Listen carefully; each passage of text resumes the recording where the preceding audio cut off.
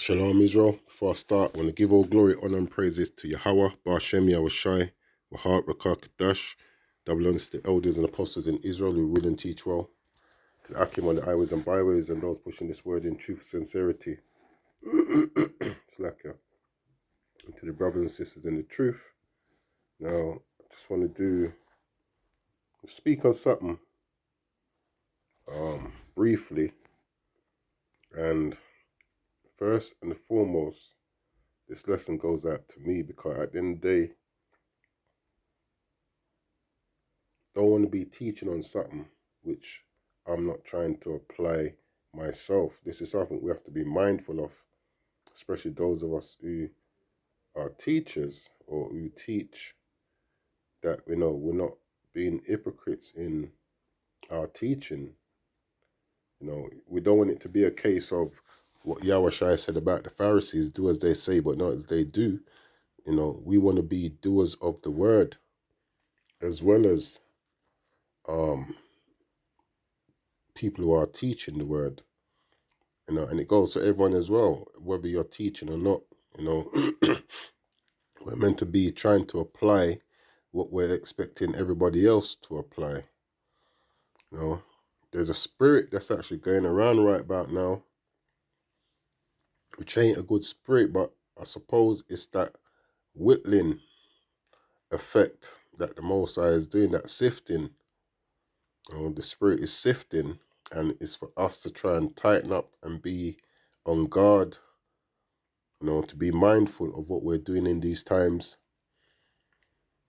And, we do falter at times, but the key thing is to be able to realize when you falter and to make the appropriate adjustments. Now, this is Psalms, one of my favorite precepts. Actually, we used to say this in the church when I was younger. But the point is, the precept is verse 14, but I'm going to start 13. Actually, I'm going to start at 12. It says, "Who can understand his errors? Cleanse thou me from secret faults." In the law, there's atonement for unknown sins. And sometimes we can do something unknowingly, but it says secret faults, things that we may do under the quiet. We need the Most High to cleanse us from these things. It says, who can understand his errors? How do we know when we're erring? Like Paul said, through the law.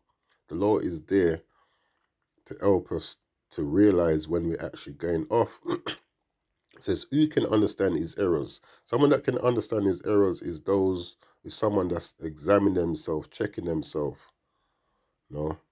It's easy for us to be critical of others, but are you being critical of yourself?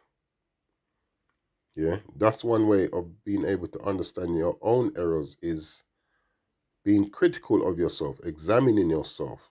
Now, the scripture says examine yourself for a reason. It says whether you be in the faith. Am I being truthful to myself? Am I being truthful to the Most High? It says, keep back thy servant also from presumptuous sins. Now, I looked up that word presumptuous.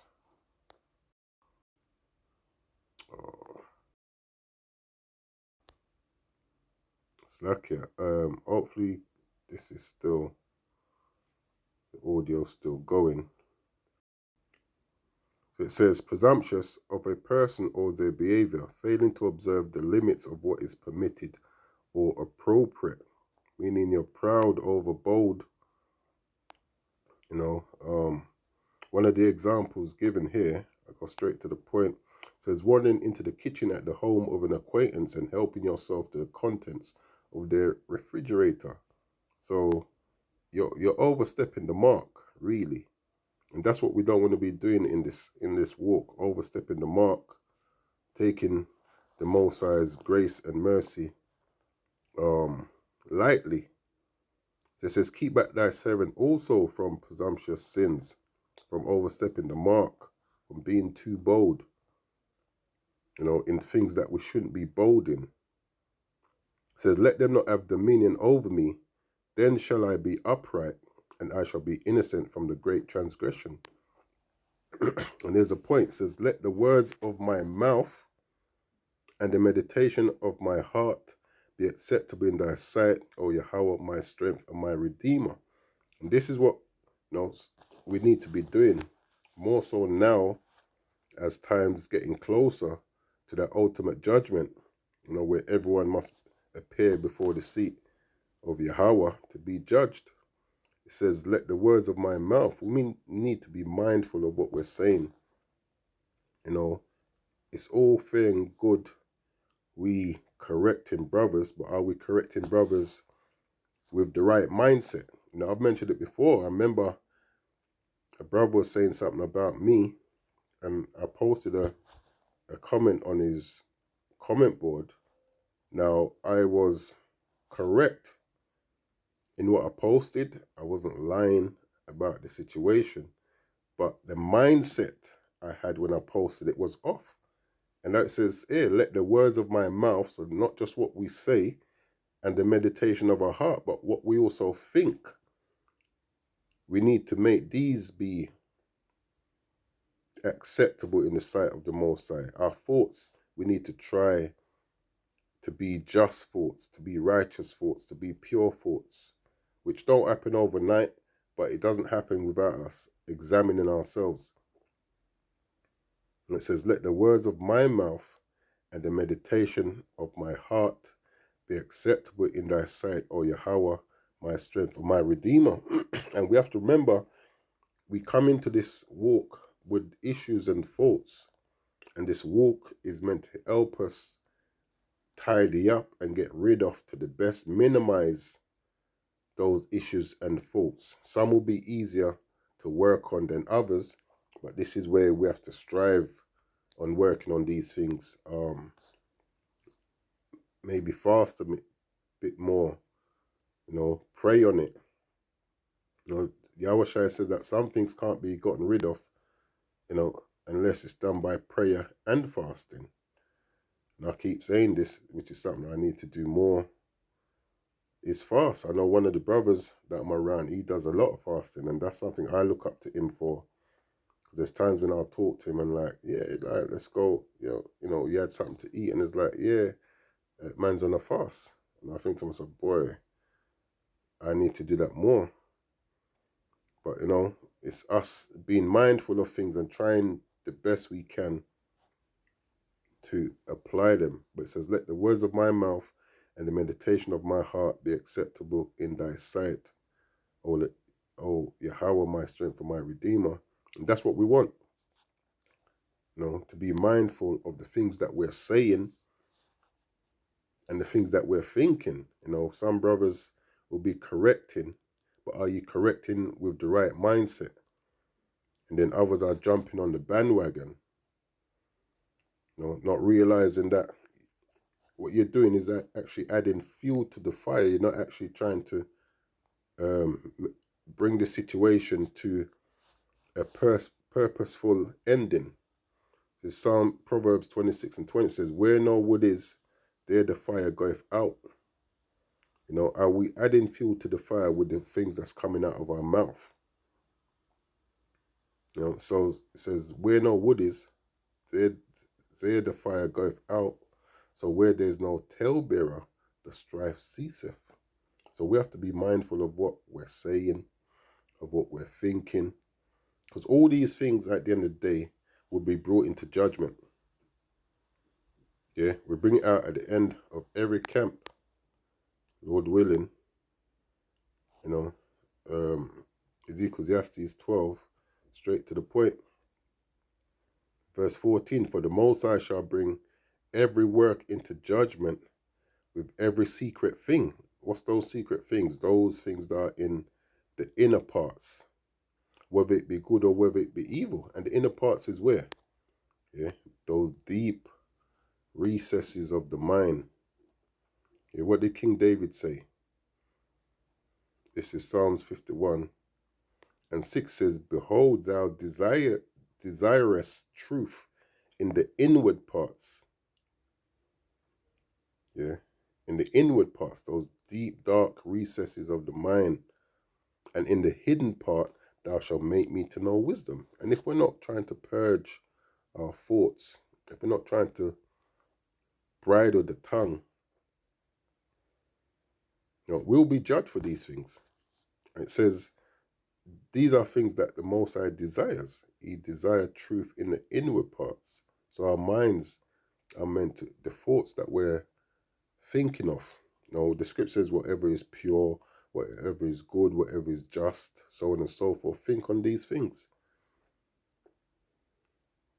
And that's not really happening at times, I'm seeing, And like I said, it goes to me first. I know we all say that at times, but we have to actually say it with meaning, like actually examine ourselves.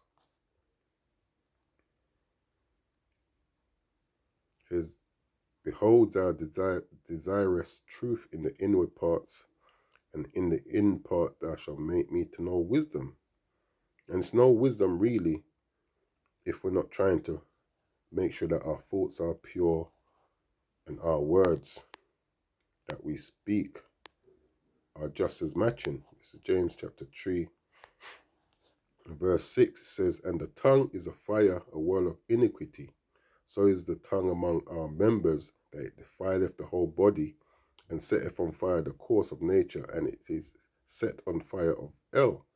So it says, so is the tongue among our members, that it defileth the whole body. Yeah, showing you that you have to be mindful of what you're saying, but what you say, where does that come from first? Those hidden parts, those inner parts. Yeah, the mind. It says, out of the same mouth proceedeth blessing and cursing.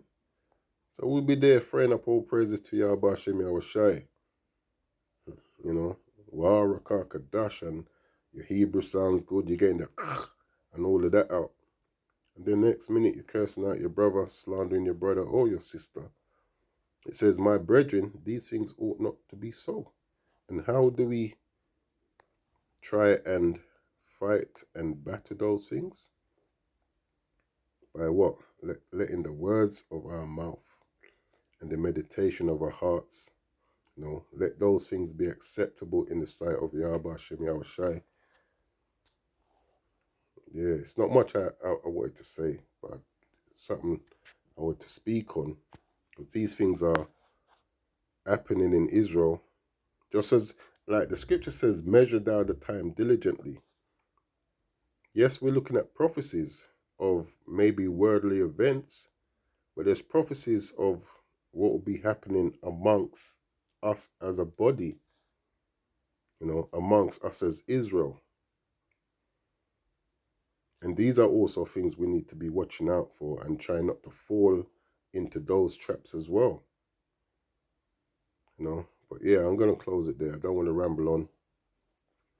But hopefully it was edifying.